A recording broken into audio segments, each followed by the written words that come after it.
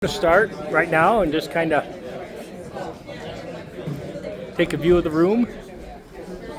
Well, good evening, everybody. Hey, where are we tonight? This is Challis, Idaho. Give yourself a round of applause.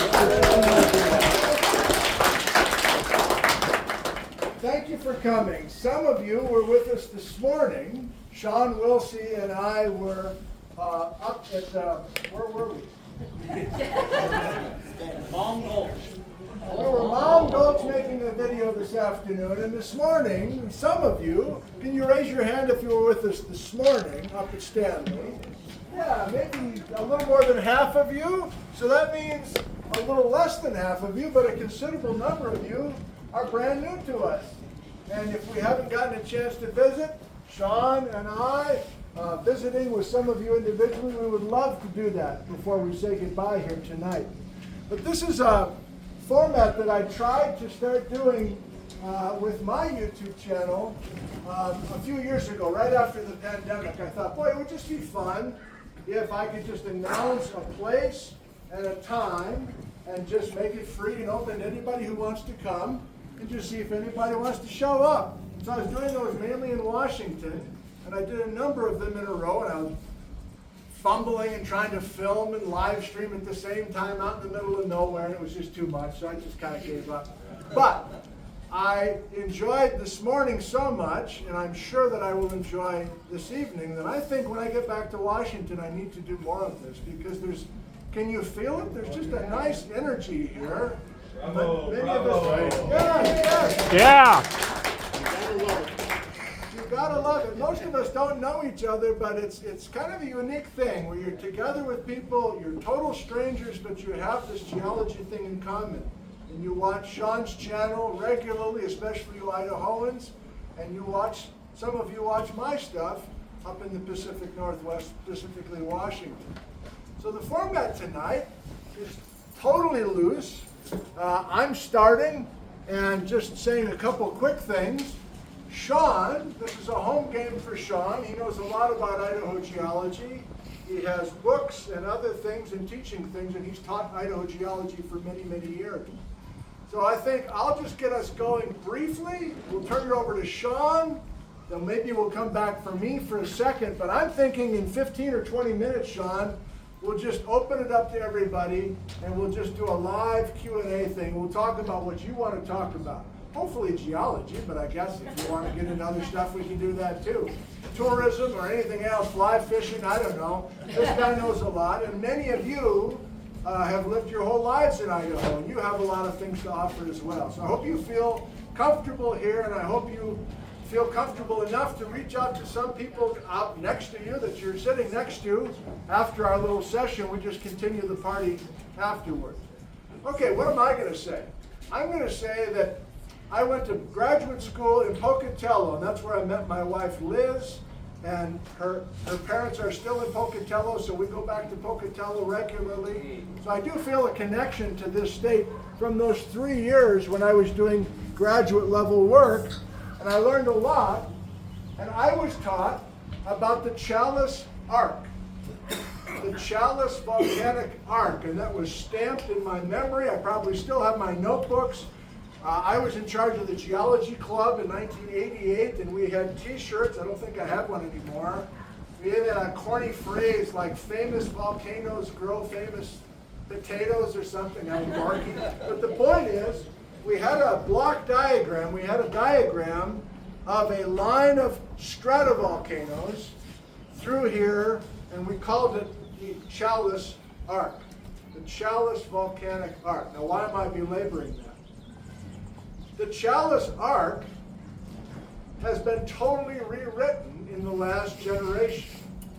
And the volcanic and plutonic igneous rocks, famously named after this little town, Challis, are no longer viewed as a line of stratovolcanoes. Now, this is going to be awkward if Shawn comes back in a few minutes and says there are stratovolcanoes here.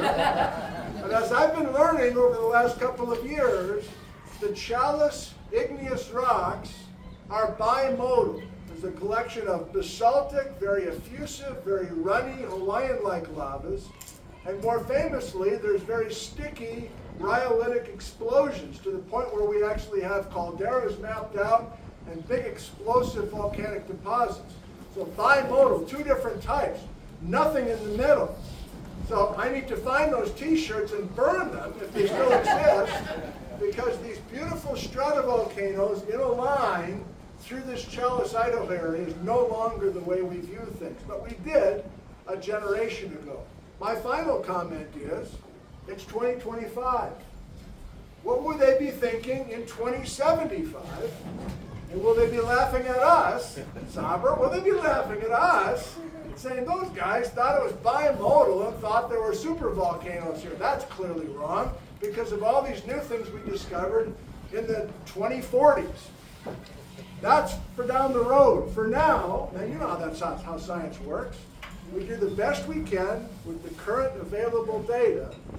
And Sky Cooley is here, a geologist, and Shawn and I were up making a video just this afternoon, and we, at least Sky and I kept saying, because Sky's Montana, I'm from Washington, I'm like, my God, how many people have worked out here? There's so much that you could do with research and teaching. And Shawn's work with the roadside geology of Idaho is just the tip of the iceberg. Shawn admits as well, there's so much great geology here that is still needing to be studied more carefully. Thus concludes the introduction to our beautiful gathering here in Challis, Idaho. Shawn, I don't know what you want to do, but please, let's go for a while with you, and then we'll open it up to everybody. How about that? Well, I'm just glad you didn't beat me with some crazy question leading into it. Oh, the 360 view? No, you're off the hook, I think. I don't know if you can. Yeah, 360 Okay. view, you got trees, you got cars, yeah. Right. Yeah, so since maybe a lot of you were with us this morning and made the pilgrimage along Idaho 75 over here to Challis, you hopefully had a driver that was watching the road and following all the turns you got here, so that's good. But maybe if you were in the passenger seat or somewhere else, you were looking at the rocks like I would expect you to, and you were wondering what you were seeing, and there was lots of colors and textures and landscapes whizzing by at whatever speed you were driving. And so I thought maybe we'd start with what you kind of saw coming through here. Maybe start with that, and then I'll kind of set the scene as best we can from this pavilion about what's around this area, and then we can see what questions you have. So if you were there this morning, we met in Stanley up on a beautiful sort of terrace overlooking the iconic and majestic Sawtooth Mountains, maybe the heart of Idaho. I just sort of think it's maybe the best part of Idaho in terms of just dramatic and impressive scenery. And there we were in the Idaho batholith, this big expanse of granite, magmas that formed about 75 million years ago during the Cretaceous. And within those magmas and granites, there was another pulse of activity about 45 million years ago. So we had magmas injected into older magmas that had crystallized, and that's the Sawtooth Pluton. Those magmas are related to and correlative with a lot of the rocks around you right here in Challis. They're over there in the Stanley, they're the intrusive rocks, the below ground magmas. Here we're seeing mostly the above ground volcanic counterpart to those rocks. So if you left Stanley this morning after all the pleasantries, after you maybe recovered and got a bite to eat or a coffee or whatever, you drove along the Salmon River, going downstream, and all the way up to maybe Sunbeam or so. If you remember that area, there's an old dam there, and there's some mining history up the Yankee Fork. That's all batholith, so you were still well rooted in that Cretaceous granite through there. And then maybe for another 4 or 5 miles, you might have seen a lot of rafters going down the river along that section, depending on the time of day you drove through there. Again, mostly Idaho batholith. But then the canyon kind of opened up. The outcrops weren't so close. The road cuts weren't so tight. And then you're starting to go through a different section. And there you might have noticed that the rocks in places were a little darker. They didn't look as craggy as those granitic rocks in the Idaho batholith. And there's a little section in there along the road called the Salmon River Suite. And these rocks are Mississippian in age mostly, so they're 340-ish million years ago. Limestones, some siltstones, some sandstones, They're typically kind of dark in color. You might have seen them, especially on some left road cuts. The river was mainly on your right through that section. And those formed when we had another orogeny, another mountain building event, a smaller one called the Antler orogeny. And it went from central Idaho down through the middle of Nevada. It's sort of of all the mountain building events in the western U.S., it's probably the least appreciated, the least discussed. But it has big implications down in Nevada because it controls a lot of the structures that host the gold deposits we see in Elko and Carlin and some of those places in Nevada. Anyway, so you drove through some of those dark rocks. That was a little section. And then as you drove a little bit further along, you might have seen bigger mountains, bigger cliffs, and there's another little section you get into before you get to Challis there, where we have these older Precambrian to early Paleozoic, so let's call them 800-ish million year old to maybe 400 million year old, mostly sedimentary rocks. Sandstones that have been fused into quartzites. There's some limestones in there. There's some shales, different rocks. And so that might have been some of the stuff you saw, especially at river level. And as you creep closer and closer to Challis, especially starting kind of on the skyline, but then coming down to river level, maybe by the time you're within 15 or so miles of Challis, you start getting these sort of banded, multicolored, pastel, maybe if it reminded you of like Badland type topography and colors. That's all the Challis volcanics. The other thing you might have noticed coming this direction is it gets dry pretty quick, right? This morning we were huddled up, people were in blankets, big snow-capped peaks, and then it gets pretty dry over here. And I talked this morning about this sort of double, triple rain shadow effect. As you move west to east across central Idaho, the precipitation amounts trail off pretty quickly. But this 15 or 20 mile stretch from here back up the highway is where you see these Challis volcanics. And as I kind of scan around just above your heads there, that's mostly what we have in this area of east central Idaho. If you look at one of the geologic maps, it just dominates this landscape, the Challis volcanics. So it's a real diverse assemblage, like Nick said. Lots of different volcanoes were going off of different compositions, sometimes putting out runny lava flows that no one would pay much of a big deal to, other times producing very explosive eruptions, and at other times we have very, between eruptions, this was a time period and this was a location where the climate was very wet, it was very cool, it was very temperate, and we had big forests here. We walked up Alm Gulch and looked at sequoia stumps, fossilized sequoia stumps that are maybe 15 feet in circumference, massive trees that were here on this landscape. We also looked at, in several places, fossilized plants, pine needles, leaves, twigs.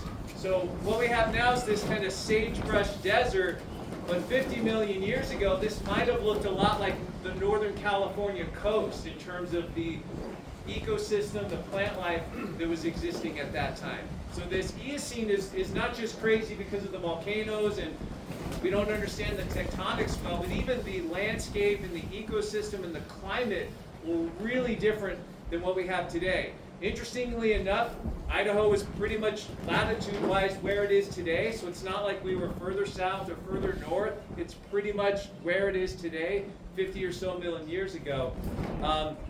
So this Challis volcanic period, again, lots of different types of eruptions, and it's messy geology. We mostly scratched our heads and asked more questions than we answered, even as three geologists looking at it, because the units don't trace out very well. Typically, there's a lava flow, and then it pinches out, and then something else takes over. Lots of faulting in these rocks. There's lots of veins. We saw a lot of veins of calcite through these rocks, which suggests that they've been fractured, and then fluids have moved through them. Of course, the fossilized trees indicate that they were buried in ash, and then water percolated down, dissolved some of the silica probably out of the ash, and then reprecipitated that in the cellular matrix of the wood to form those fossilized trunks we saw there. So it's a really interesting area. and not a lot done here. We actually have a geologist, Kathleen, that did some of the work in this area. I don't know if you want to, you're welcome to speak up at any point. We have more celebrity geologists than we knew we had.